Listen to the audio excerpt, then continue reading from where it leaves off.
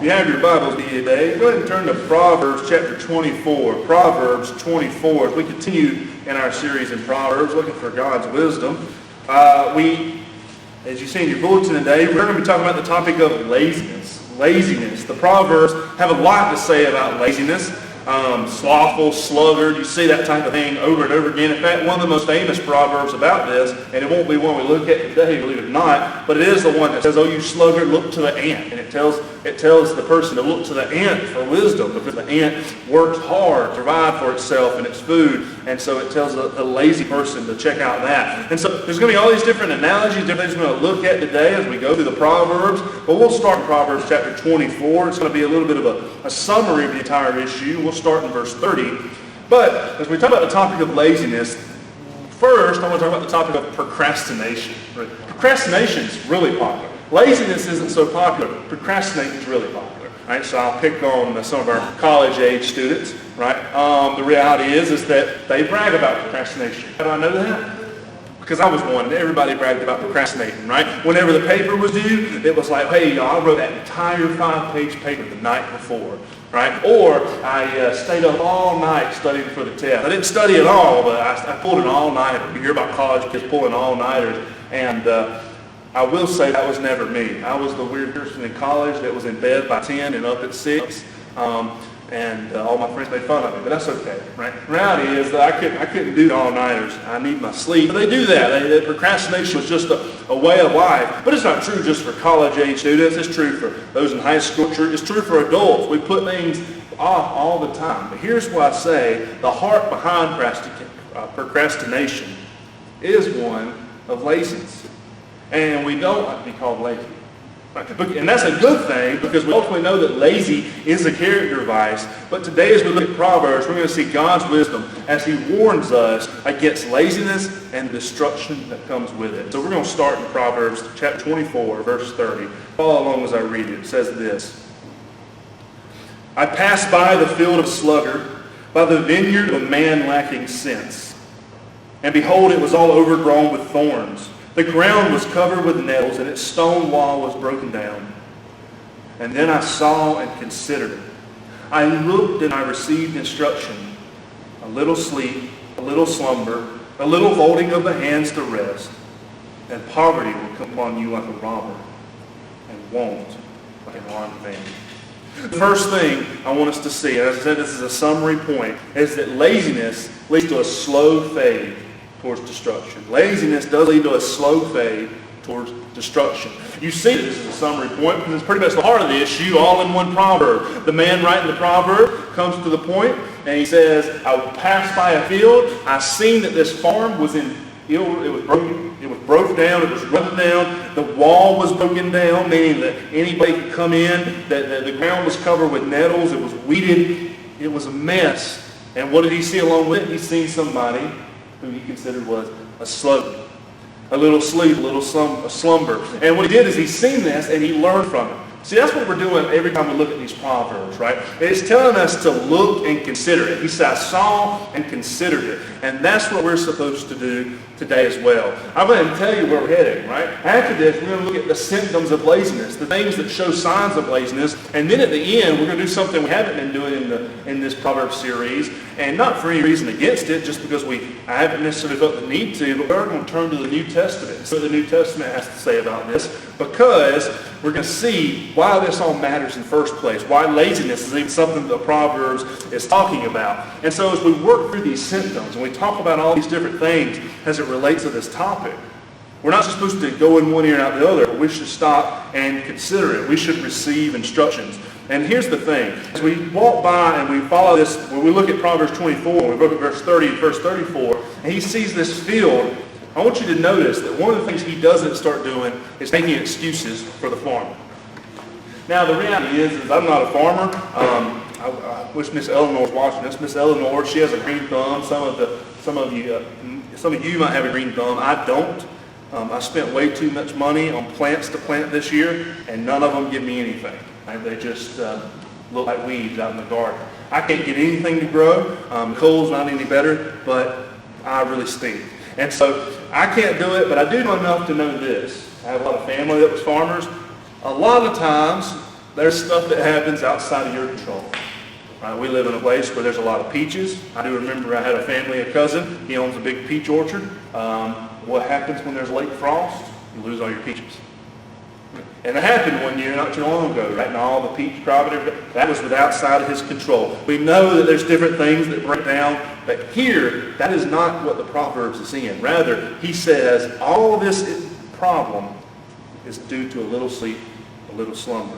It didn't happen overnight. It snuck up on the farmer. What he did was he was dozing off. He was being lazy. He was putting things off. And slowly his farm just began to break down and tear down. Till when he finally sees it, he says that poverty will come upon you like a robber, meaning that it comes out of nowhere. Laziness is a lifestyle habit that generally ends in poverty and need. One of the ways we know this is, and this is, oh boy, I'm hitting too close to home then, but this is probably true for everybody. You ever start working out, and then you stop working out, and then you don't start working out again? You know what I'm talking about. Maybe you went to the gym. I was joking with Nicole the other day. I mean, she's like 9 months pregnant now, so I can't pick on her anymore about not going to the gym. But I used to. We used to work out together constantly, and she's way better than me at some things, but actually going to the gym, I couldn't keep her doing it. And when we were doing it, I'd pull her with me, and she hated it. She still does. And if she was sitting there in the front row, she'd be nodding her head yes. But I know you all probably think she's going to get on to me when I get home. She might. But anyways, that being said, I hated it too, but I would go. But you know what it's like when you get out of the gym, you take a day off, and then you start making excuses for it, but the excuses won't actually stop. And then eventually you just won't go anymore. You'll just pay the gym membership fee, and you'll just keep paying that for a while, right? To kind of say you still go there until eventually you cancel that fee as well because you know you're not actually ever going to go. And that's one for the gym. Here's another one, church. Right? Have you ever had a period in your life where you just stopped coming to church? How easy can it be to get out of that routine as well? To think, well, you know what? I skipped this Sunday, but it's just because, I have a lot of stuff going on. Oh, and the next Sunday, I might have the same type of thing going on. And you know what? Now it's starting to feel pretty good, not going at all. I tell you what I'm going to do. I'm going to read a Bible verse a day, and that'll be church. No. The reality is, we begin to make all of these different things excuses in our mind to justify our actions, but the reality is what that is it's laziness, and it becomes a habit. It's actually one of the things I know churches all across the world, as they've been in the middle of this pandemic, are a little concerned about, because we realize that technology itself is a gift. Right? It's a gift. I'm amazed at the amount of people that have been able to watch our online messages that may not ever get the chance to actually come here. They may live other states. I've had friends watch it that live pretty far away. I've had some of our church members that really are just need to stay safe, and so they've been staying home and they're watching it. But the danger is when the pandemic's over, is it the same just to watch it? And the answer is no, it's not. Something's vastly missing. But the reality is we can get in such a habit. So as we start to realize that laziness is something that starts off small, but it evolves into a major character trait. That laziness is something that really begins to grow and it takes over. And then things begin to fall apart. We begin to see the pieces coming out. And the only excuse for it is laziness, not something that happens. Laziness will make life hard for you, and that's kind of ironic, because the reality is the lazy person thinks they're actually missing the hard parts of life, that they're getting out of something, but the reality is it makes it worse on you. I seen Jenny over there get hit because of the procrastinating. Sorry, Pam, if you're watching this, but I bet Jenny never procrastinates, right? Never? Good. All right. So anyways, but the thing is, talking to you, if you do procrastinate, the thing about it, even on paper, is it just makes it harder, right? It's so much easier to write a little piece here and there. Staying up all night to do it, it's never fun. And the same is true for every part of life. It always makes it harder. So we're going to see as we go through this that work ethic is not just a good trait, but we're going to see that it's ultimately an essential trait. Now I will say this before we get into these symptoms, and we talk a little bit about work. How do I feel about work in general as a point? Well, I'm not one of these. Some people really glorify work. They talk about work as if something that you should just always love, and it should be a pleasure to work with. You should just, every day when you get to go to AndMed, you should go just walking on cloud nine. No, I don't feel that way. Right? And I don't believe that's the way we're supposed to feel. When we read in Genesis, what happens? Right? People say, well, they were working in the Garden of Eden. Well, if that's work, I don't really think Adam and Eve were hoeing out a garden and spraying weed killer or going out there and pulling weeds. Rather, what we see in Genesis 1 and 2 is that trees produce fruit after their own kind. And they were able to watch fruit and eat off the tree, and then it dropped and it grew more trees, and they lived in this perfect world. But remember what happens. They sin, and then he says, Adam, you're going to get out of the garden, and now the ground's not going to be nice to you anymore. It's going to produce thorns and thistles. Gardening is going to be hard now. You're going to have to work hard for your food. It's going to fight against you. And so I do believe there's an aspect of work in this fallen world that, hey, you know what? It's not always fun. Right? Even if you have that job when somebody says, find a job that you love, and you'll never work a day in your life. I've never met that person. Right? Even if they do have the job that they love, they still got to work. There's aspects of it that aren't fun. But it's something we have to do in this world in order to provide for ourselves. We see this all through the Scripture, but we also just know it from experience. So I don't necessarily think work is a bad thing or evil, but I do think that the toil that comes along with it is part of the fall, but our work ethic does say a lot about us. And that's what we're talking about today. And so as we look at these symptoms of laziness, that's what we're going to turn to now. We're going to go to Proverbs chapter 20. Proverbs chapter 20, verse 4. Proverbs 20, verse 4. And the first thing we want to see, a symptom of laziness, is the lack of necessities.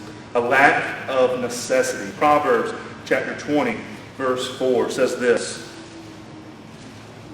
The sluggard does not plow in the autumn, and he will seek at harvest, and he'll have nothing.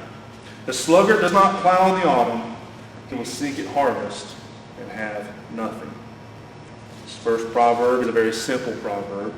The sluggard or the lazy person does not plant a garden, and when the time comes to get some tomatoes, they ain't got no tomatoes. Or if you're me, you went through the work of planting the garden and you just don't have any tomatoes. I have an excuse, Lynn. I can't grow anything. But if you don't even try, you're definitely not going to have anything.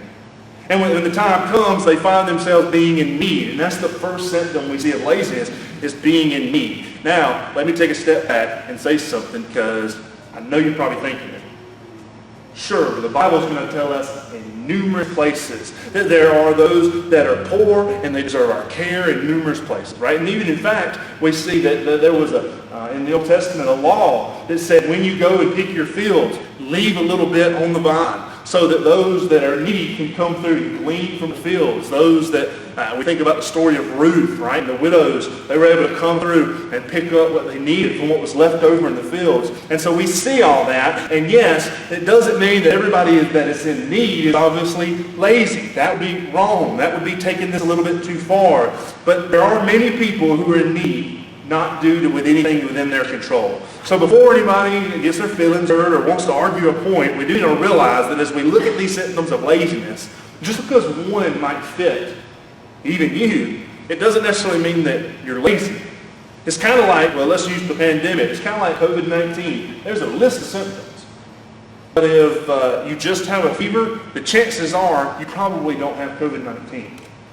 You could, but there's still greater chances you're going to have something else. However, if all the symptoms line up, then you might want to start looking at it. And so we think that same way when we come to laziness. We see these different things just because one is not the deciding factor, but if all the symptoms point to you, we may want to start thinking, is this true about me? And this proverb is a good example of that. There are many people that are in need, not because of anything within their control. There's also many that are in need because he says the person that doesn't do the necessary work to make food and then goes looking for food anyways, won't have it. They didn't work for it, and so they don't have it.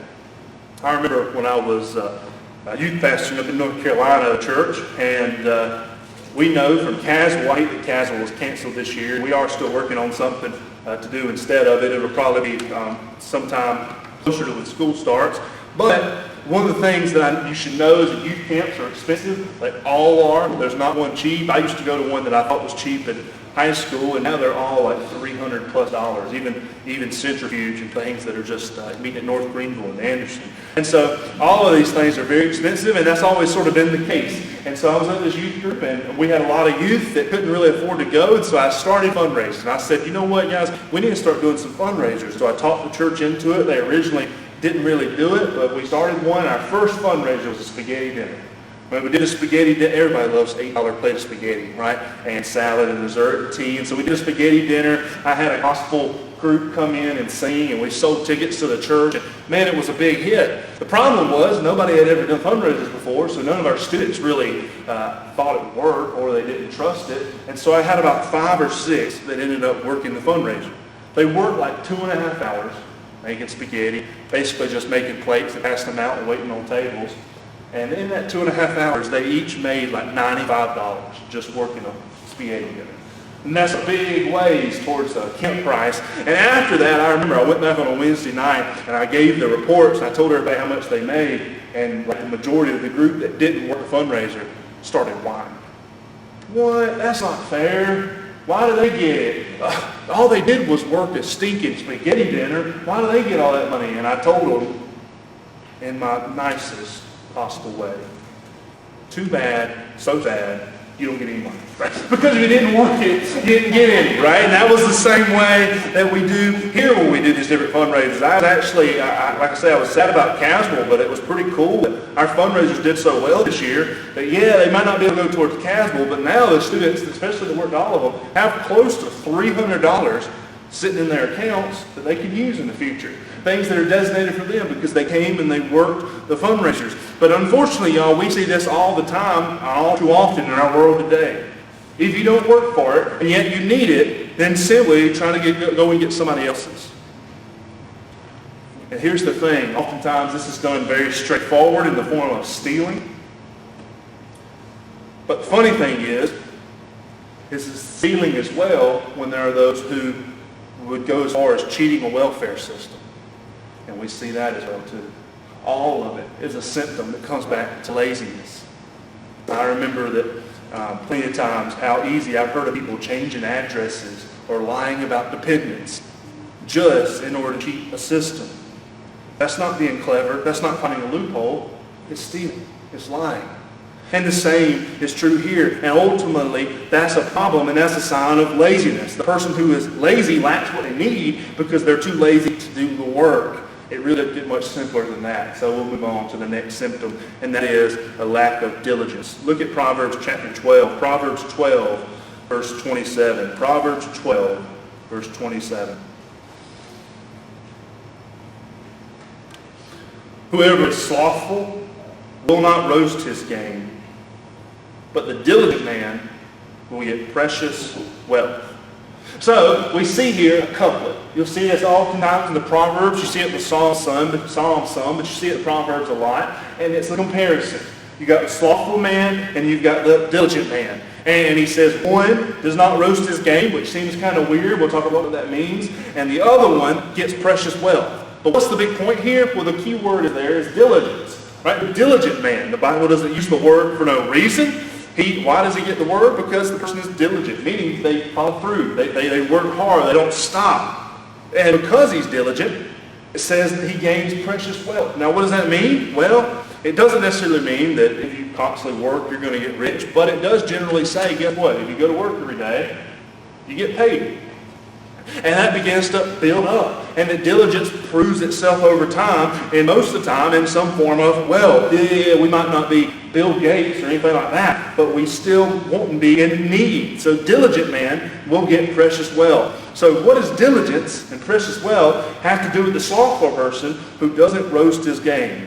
But here's the thing. The slothful, the sluggard, the lazy person doesn't roast his game. That means the lazy person is somebody who goes through all the trouble of getting the game, whatever form of hunting that might look like. They go through all the work of getting it, and then they don't cook it.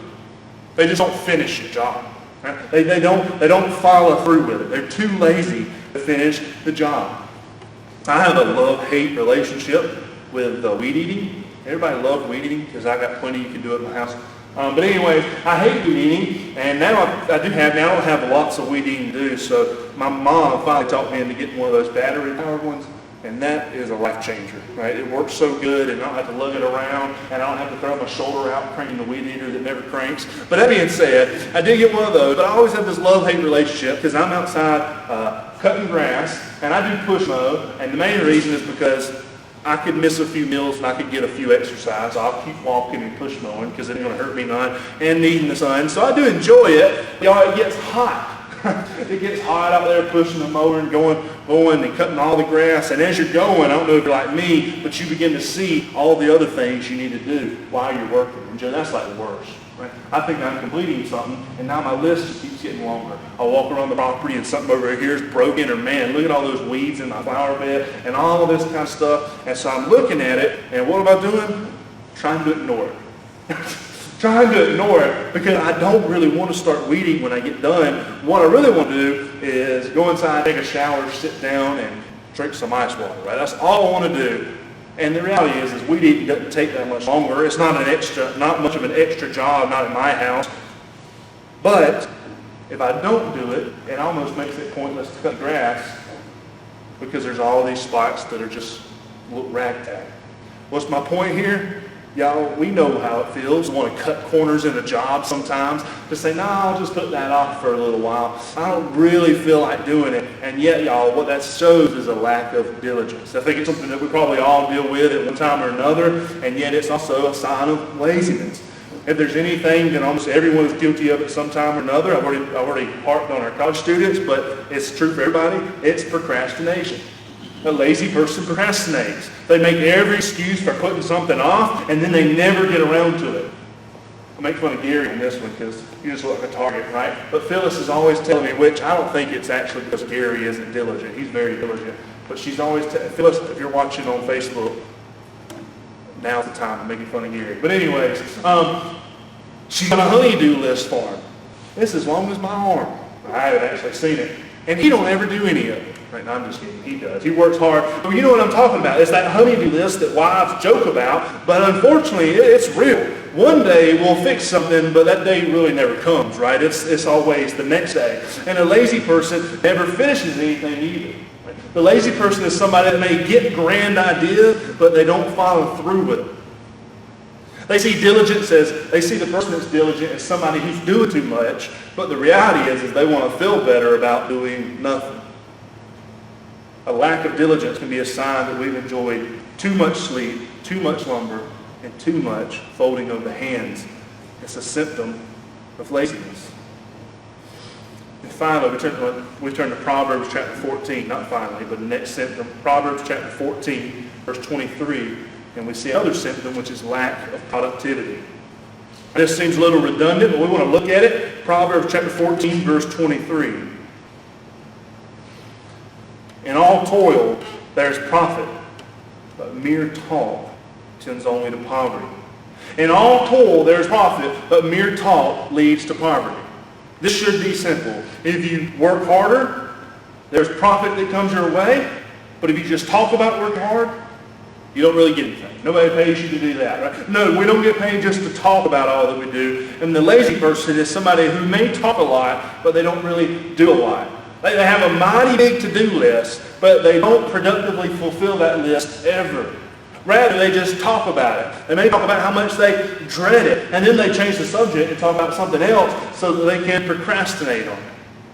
And I'll go ahead and tell you how we know this one is true. If you've ever been in a meeting, like ever, any type of meeting, but since we're in church, we'll talk about committee meetings. They're fun, aren't they, Lynn? They're the best. I love committee meetings. They're always great. And we have awesome times in our committee meetings. And fortunately, I joked about our deacons just a few weeks ago, I know. And the reality is we do spend a lot of time just chatting and drinking coffee, and that's good. Right? It actually is good for us to fellowship and talk and enjoy that time. But I joked and said that's most that we ever do. That's not true, but it's just the nature of meetings. Right? A committee meeting, what happens is a group can sit down, they can talk about a topic for easily 2 hours, right? Go ahead and knock off 2 hours in your schedule. It's going to at least take that long.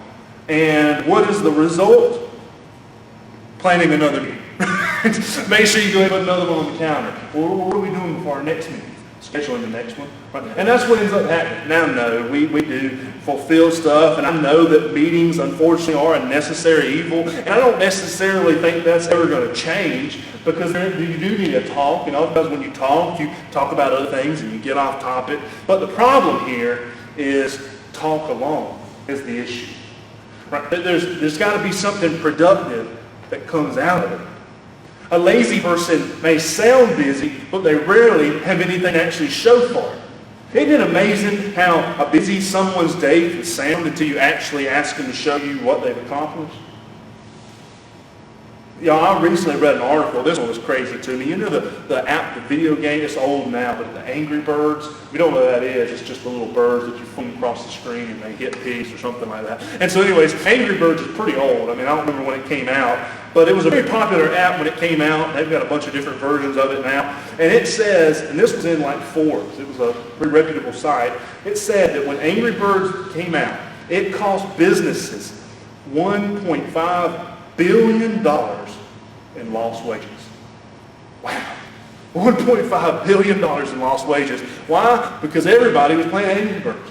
Yeah, sure, they were at work, but they were sitting behind their desk, flicking little red birds across the screen. Right? Don't flick birds anywhere else, but you can flick it in Angry Birds, right? That's what you're supposed to do. But everything else, that's what was going on here. And yet we see that all the time. There's no productivity. I'll tell on myself for a minute. Right? My old boss probably doesn't watch this, so I'm sorry if he does. And I did stop, but I do remember in high school when I was working at my plastic plant. One of the things is I would get my work done, but I always felt guilty about just sitting there and then the work was done. So I would clean sometimes, but what happens is you see other people not doing anything. That tends to rub off. And so, I'm ashamed to admit, but sometimes you could find me in the back of the warehouse laying on a couple bags of plastic, playing on my phone. Hiding in the warehouse, hanging out on some plastic, playing on the phone. Why? Because laziness begins to creep in. It's something that may not be a part of our character to begin with, but it does tend to rub off. And y'all, when we start to feed it, it just gets stronger and stronger. A lazy person will show very little progress. They will have a lack of productivity. But here's the thing, don't worry about it because they'll also have an excuse. And that leads to our final symptom, lack of clarity. Look at Proverbs 26. Proverbs 26. And don't worry, we turn to the New Testament. We're going to bring this all home. But Proverbs 26, verse 16. The sluggard is wiser in his own eyes than 7 men who can answer sensibly. What does that mean? It says the proverb tells us that a lazy person is wiser in his own eyes. And I'm just going to tell you, anytime you see that in Scripture, it's not a good thing. Right? In Judges, you'll see that over and over again. In the book of Judges, the people of the Old Testament people of God would do what was right in their own eyes. And when they do what's right in their own eyes, it means they're sinning. And then they would go and sin, and they would have to be rescued by a judge. It's a cycle that goes on and on and on. And we see it all throughout the Scripture. Anytime we do what is right in our own eyes, we mess up. We're not here to do what's right in our own eyes. We do what's right through God's eyes. And we know God's eyes because of the Scriptures. Right? He tells us such as things like laziness, wisdom for everyday life. We've talked about laziness, we've talked about money, we've talked about all these different things because it's part of our daily lives. But we know that because it all comes through here.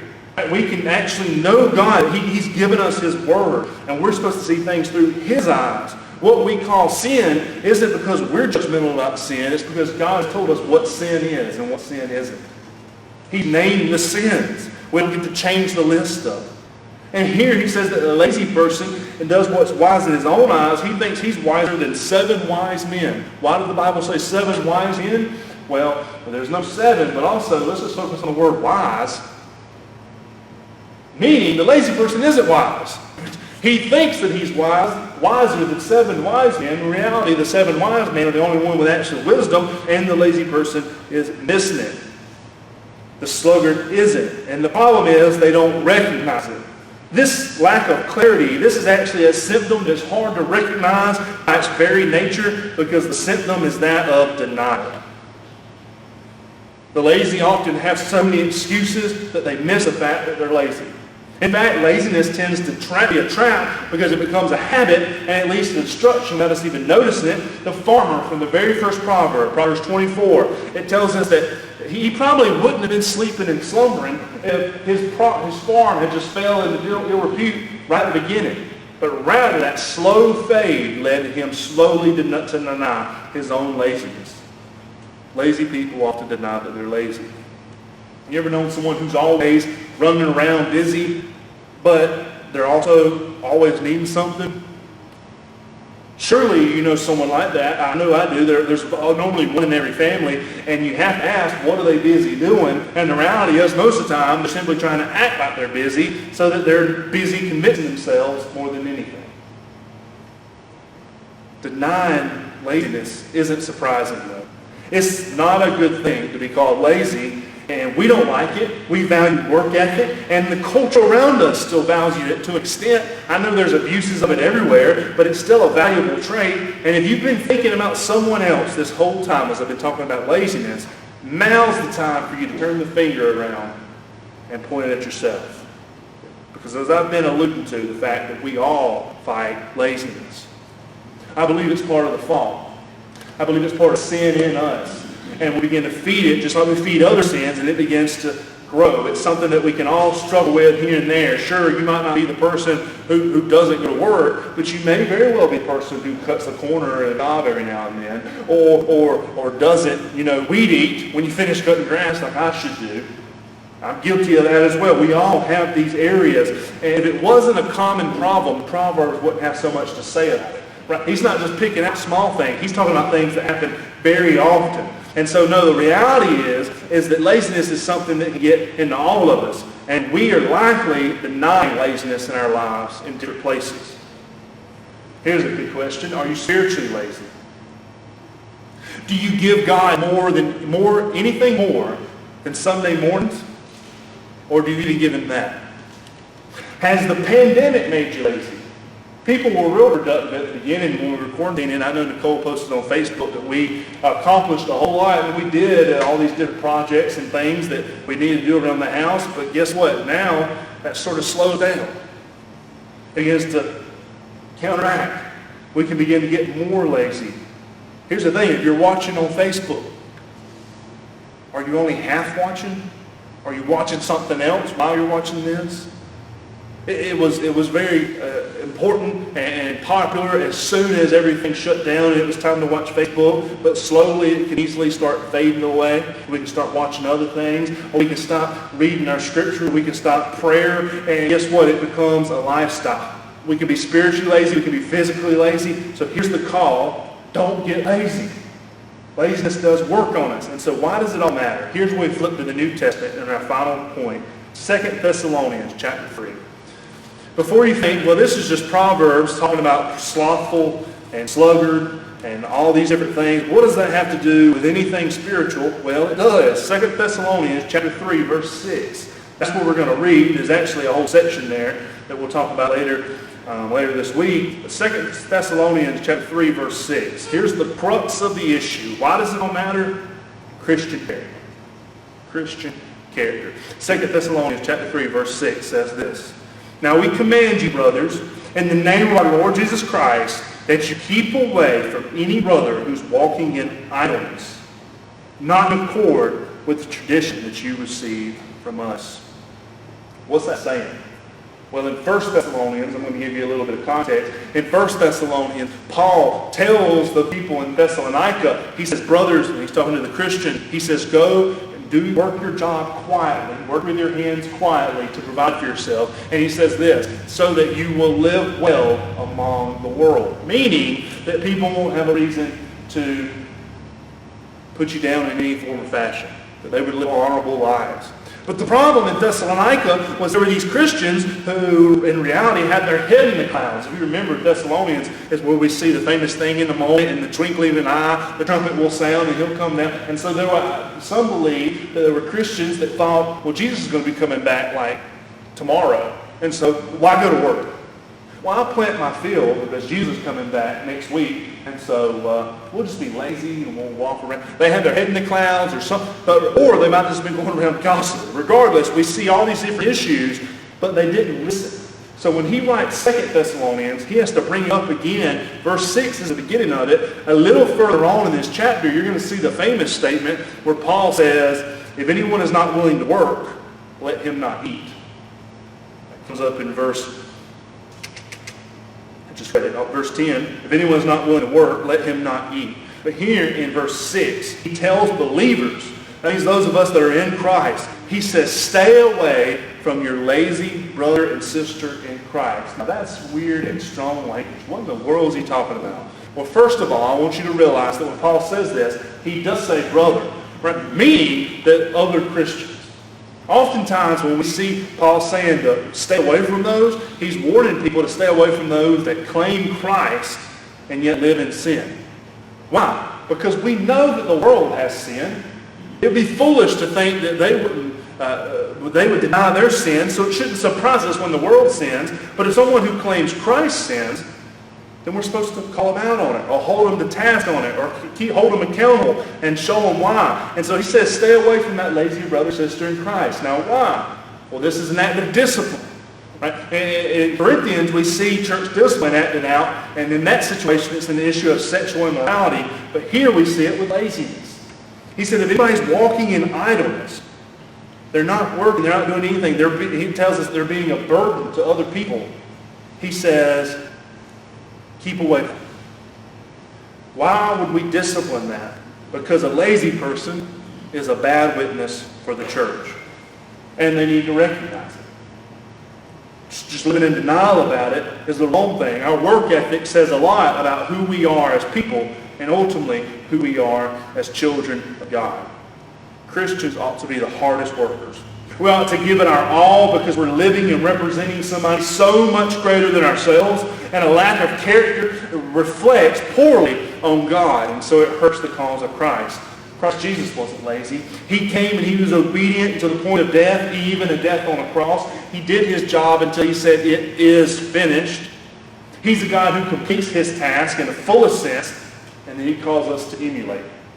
Now, obviously, that means so much to us spiritually, because it's only because of the gospel of Jesus Christ that we are anything. That he's came in and he changes our heart, that he saves us, and he changes from the inside out, and then he calls us to serve him and to live for him in such a way. But guess what, y'all? Often that plays itself out practically in the way we interact in the world around us. If a Christian is the person who is stealing from their job, either by actually stealing or by stealing time and not doing anything, or is the Christian the person who is lazy? I remember one of the worst things I heard was when I was at seminary at Southeastern, we had a guy that was in one of my classes. He owned one of the local grocery store chains right down the road from the seminary. And someone said, hey, do you have a lot of seminary students working at your grocery store? And he says, no, we can't get them to work. That's terrible. That ought not ever be the case. Right? But unfortunately, it can be the case. That shouldn't be. It reflects poorly on us. Christ Jesus came. He's changed the way we interact with people. He's changed the way we view money. And y'all, he should change the way also that we view laziness. Yes, there's a time for rest. It's good to go on vacation. I know we have a lot of people that have been on vacation either this week or last week, and many others are coming up. You need it. That rest is a good thing. But make sure that the habit of laziness doesn't begin to overtake your life. Are you a lazy worker? Are you a lazy worshiper? Has Christianity became more of a thing that you add on to your life than the actual thing that motivates your life? Both problems are able to find repentance and power in the gospel of Jesus Christ. We can fight against it, and we want to live for his glory. So as we close with the hymn invitation, here's the challenge I want you to have. Number one, if you're like me, and I think most of us are, because I think this is human, it's really easy. Every sermon, not just on laziness, every sermon, money, no matter what we've been talking about, and not even in the Proverbs, we really have a tendency, y'all, to always think about somebody else rather than think about ourselves. But the Proverbs doesn't say, look and consider somebody else. The Proverbs says, look and consider it. Meaning that we got to keep a watch on ourselves. Now, the next step is to keep a watch on your brother and sister in Christ. I was joking with Gary, but if I really thought Gary was lazy, I wouldn't joke with him about it. I would tell him, Gary, man, you need to do that to-do list. Right? But he's not lazy. Right? At least he sure ain't proved to me. He's called out a lot of my laziness. Right? He's done that a few times in a good way. He does it nicely by saying, if you just quit talking about it by now, it would have been done like 4 times. He's one of those, right? And he's true. It's right. But the reality is, y'all, we always have to reflect on ourselves, because we're living in a world, and now I'm getting off a little bit, but we're living in a world that's going crazy. And here's the thing, Christian, don't let that shock you, and don't live in despair. I see a lot of people that are very worried about everything that's going on, and then also people that are saying things about elections. I think elections are important. I believe we should vote. I believe we have a civic duty to do that. I believe that we have a lot to stand up for. But I want to make it very clear, I hope it's true for you too, that our hope has never been and never is going to be found in the election. Our hope is in Jesus Christ. He is the one who finished the job. He is the one who is bringing everything to a finish. And there's never going to be something that takes place in history. If we believe this scripture, if we believe this book, there's never going to be something that takes place that ultimately God says, well, I lost. I was going to win in the end, but now I lost.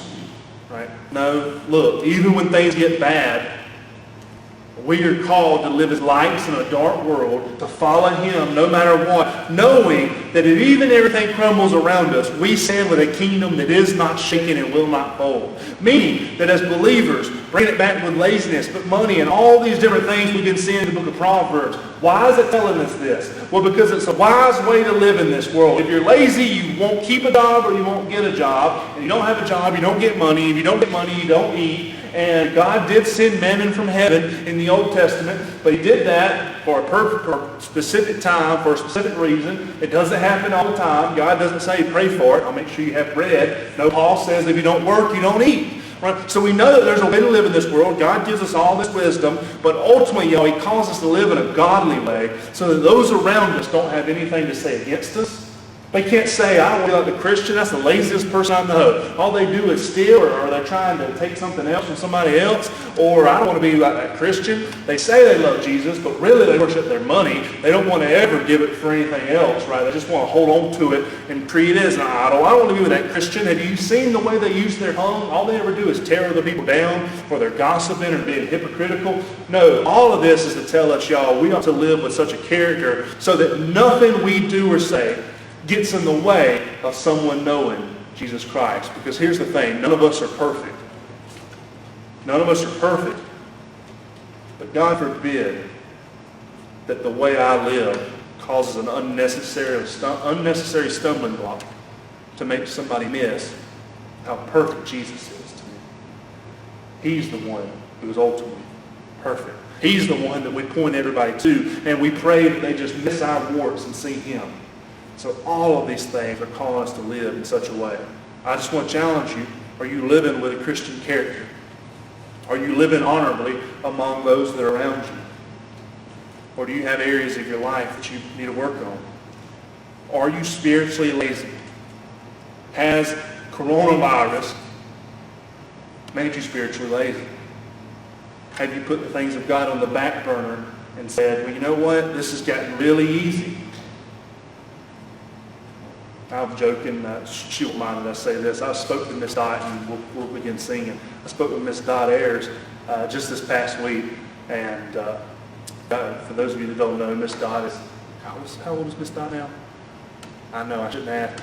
95, 96, somewhere around there. One of the oldest members, sweet, a prayer warrior, prays constantly, and always checks up, always writes cards, just a wonderful woman. And I was talking with her, and I seen her, she said, she was playing around, she had a little sense of humor, she said, well, you know, I really enjoyed you putting everything on Facebook, I love seeing that. And she says, and it's gotten kind of easy to think, I can just roll out of bed and turn on the computer.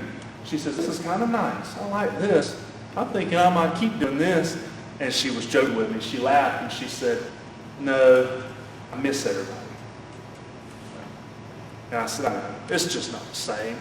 Right? I look and I think, I miss so much of my church family that we can talk on the phone and we can see one another and text one another. But y'all, we're still looking forward to the day when we're all able to gather back together again. But when she said that, she showed me right there, she was joking, and she was saying, there's so much There's something greater about coming and building off one another.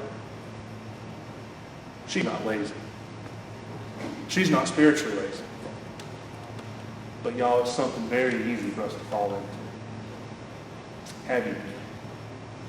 As Debbie leads us in a hymn of invitation, maybe to pray silently where you are. Maybe if you want to talk with me, I can pray with you. I can definitely do that. I'll be down here in front. We'll sing through this hymn. I think it's a good one. And then we'll close with a word of prayer. If you're on Facebook, I want to encourage you to make sure that if you have any questions or you need to know Jesus Christ as your Lord and Savior, message us on our Facebook page or visit us at hbcanderson.com and send us an email. But either way, I'd love to talk with you. But whatever you need to do, be obedient as you stand and